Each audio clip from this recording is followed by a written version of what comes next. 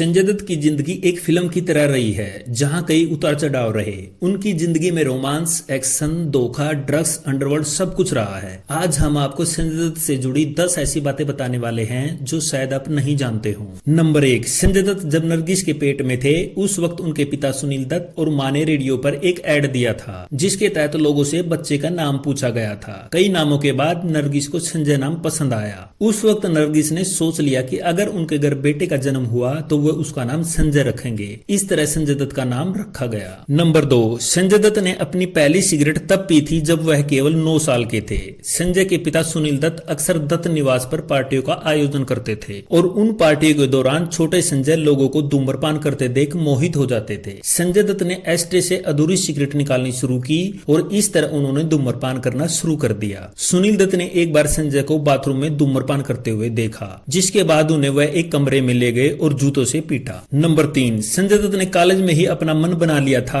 कि वह एक अभिनेता बनना चाहते हैं, क्योंकि वह इसे एक आसान काम मानते थे। जब उन्होंने यह बात अपने पिता सुनील दत्त को बताई तो उनके पिता बहुत गुस्सा हुए। सुनील दत्त ने समझा कि अगर एक्टिंग करना इतना आसान काम होता तो हर दूसरा शख्स इसमें हाथ आजमाता। उन्होंने फिल्म करने से पहले संजय को 2 साल की ट्रेनिंग के लिए भी मजबूर किया। नंबर 4, फिल्म रॉकी के ऑर्डर शूटिंग के दौरान टीना मुनीम को एक आदमी छेड़ने लगा तो संजय ने उसे पब्लिक में ही मारना शुरू कर दिया। संजू ने इस एक्सीडेंट के बारे में एक इंटरव्यू में बताया कि उस समय में काफी यंग था और टीना के लिए प्रोटेक्टिव भी था। जब मैंने देखा कि टीना के साथ कोई बदतमीजी कर रहा है तो मुझसे रहा नहीं गया और मैंने उस आदमी को मारना शुरू कर दिया। नंबर 5, संजय दत्त को ड्रग्स की बुरी लत थी। फिल्म रॉकी की शूटिंग के दौरान भी संजय दत्त नशे में रहा करते थे। उनकी लत इतनी ज्यादा थी कि वो शूट पर भी नशे में जाते थे। एक बार तो उन्हें मां के इलाज के लिए न्यूयॉर्क जाना था। नशे के बगैर वो नहीं रह सकते थे, इसलिए उन्होंने अपनी सॉक्स में ड्रग्स छिपा लिए थे। उस वक्त संजय दत्त को ये एहसास नहीं था। बाद में एक इंटरव्यू में संजय ने माना कि ये एक बहुत बड़ी गलती थी। अगर मैं पकड़ा जाता तो मेरे साथ यात्रा कर रही मेरी बहनें भी जेल में होती। नंबर 6, संजय दत्त जब जेल में थे उस वक्त उन्हें पेपर बैग बनाने का काम दिया गया था, जिसके लिए उन्हें दिन के 50 रुपए मिला करते थे। इसके साथ ही संजू जेल के रेडियो के लिए रेडियो जॉकी का काम भी किया करते थे। सारे कैदी तो संजय दत्त से मिल नहीं पाते थे,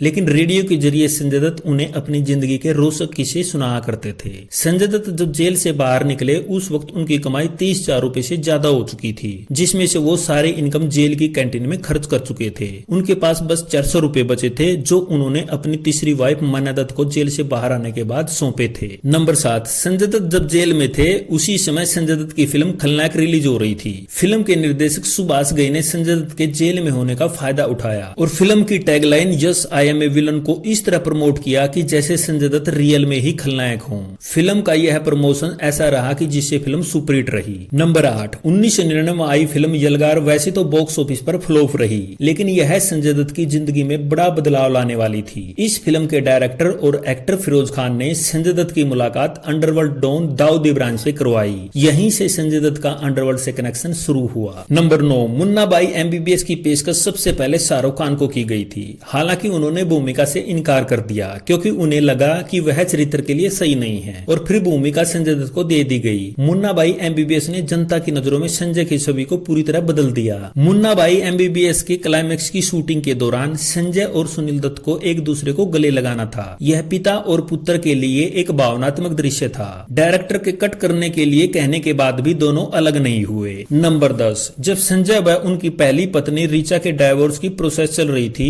तब संजय चाहते थे कि उनकी बेटी तृष्णा उनके साथ रहे, लेकिन 1993 के ब्लास्ट केस में संजय का नाम आने के कारण ऋचा नहीं चाहती थी कि उनकी बेटी संजय के पास रहे। बाद में 1996 में कैंसर के कारण ऋचा की मौत हो गई, लेकिन तब तक संजय और उनकी फैमिली का मन तृष्णा को लेकर बदल चुका था। तृष्णा अब 33 साल की हो चुकी है और वह अब भी अमेरिका में अपने नाना के पास ही रहती है और संजय दत्त अक्सर उनसे मिलने वहां जाते रहते हैं। दोस्तों, यहाँ तक वीडियो देखने के लिए आपका बहुत बहुत धन्यवाद।